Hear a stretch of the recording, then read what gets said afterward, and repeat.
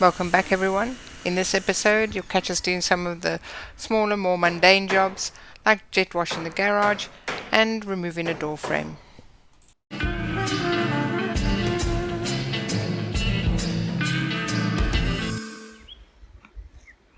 The water going. I turned the water on already, yeah. Yeah, then you should just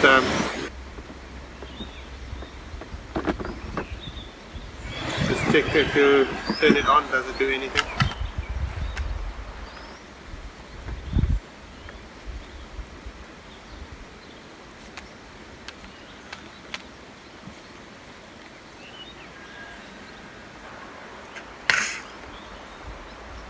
I must do something here. Yeah, the top knot, Yeah? turn.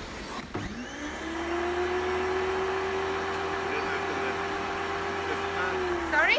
Pull the lever, This lever? the one in your hand. Yeah, this lever. Yeah, pull it.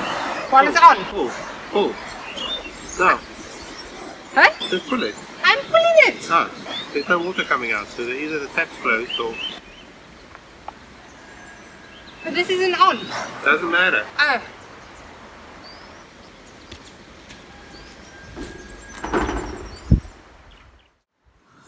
Hang on, let me just get half in so I don't drop the thing. I really thought I could do something useful while Leon was doing the garage roof. And I thought, why not let me jet wash the garage? We need to do it anyway, so I can get along with that. But my frustration levels just increased rapidly. I couldn't understand how it could be so difficult to get the jet washer to start. Never mind doing anything beyond that. Just getting the parts to fit together and start. I just want to jump in here and say this is not a named brand jet washer. The components are not very well made. So assembling it and disassembling it is really difficult. So I fully appreciate the frustrations. Eventually, with Leon's help making it look really easy to put the pieces together, I managed to get started. And then I'd start to tackle jet wash in the garage. Lots of wet, messy paint. Showering in pink paint. You might think because the garage is old that the jet washing would be super quick. And it was relatively quick, except in certain situations like where the cracks are, or where there was a lot of the green and black mold. That took much longer to come off. Our jet washer isn't that strong, so I had to repeatedly go over the same sections to get a lot of it to come off.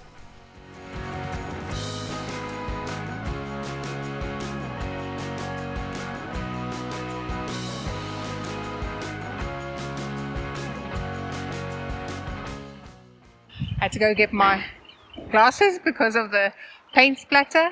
It's flying in my eyes, so yeah. But no, we carry on.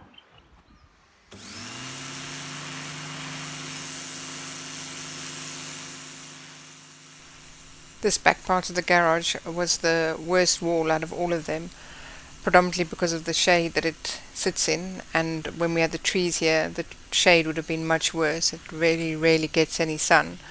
So this was where you could see the biggest difference while I was jet washing the walls.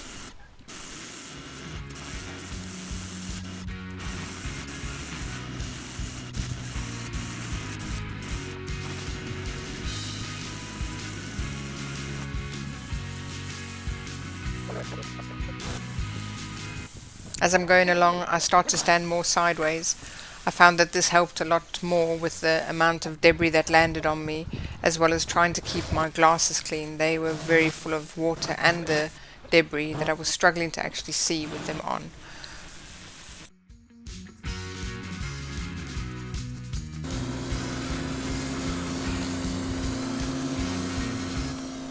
I was progressing around the garage.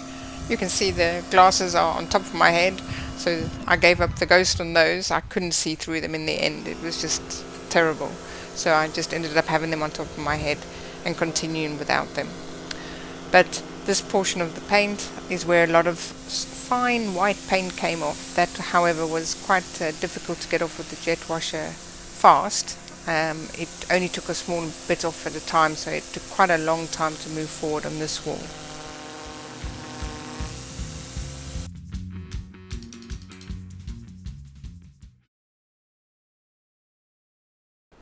We don't intend to keep all of this inner wall, so Leon starts to remove the door frame, tackling the exterior edges first before the inner edges.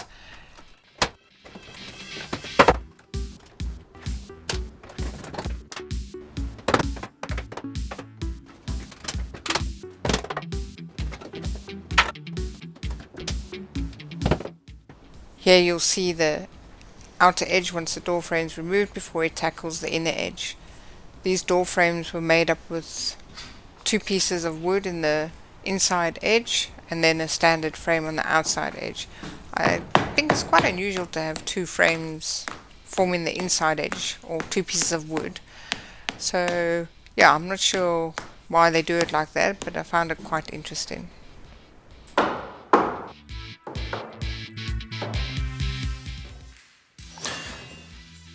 Here I'm just basically checking what is the condition of the bottom of the wood, see if there's easy access to get the pry bar in. If you try and start from the top, where the top, if you can call it, lintel is of the door frame, it's very difficult to get leverage and get it to pry away from the wall. As you can see from all the drainage issues in the house, all the bottom of the wood is rotted. If you want to see more of the drainage issues, check our Drainage Dilemmas Part 1 video. Here I'm just removing the trim. Everything is so rotted, actually coming off very easily.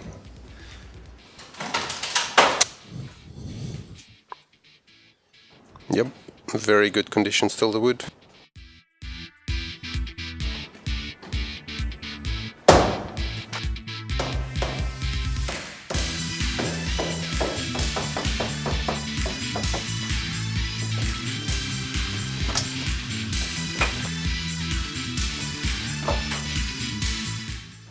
Each door frame is different, all depends on the person who put it in. So there's no one size fit all to get a door frame removed, so one just needs to tackle it from one end, check what's going on, remove it piece by piece.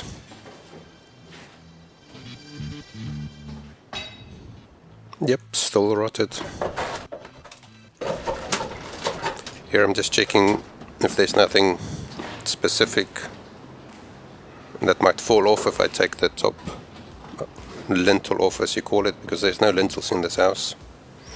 They're all just brick lintels, so sometimes they use the door frames as the actual lintel, and I don't really want to remove the plank and then the wall comes down on us.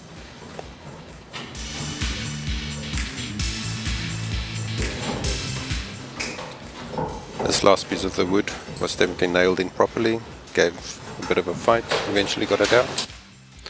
Overall the door frame came out very easily. Still a few more in the house to do, but now we actually have some spare wood. We can actually repair all the other rotten ones.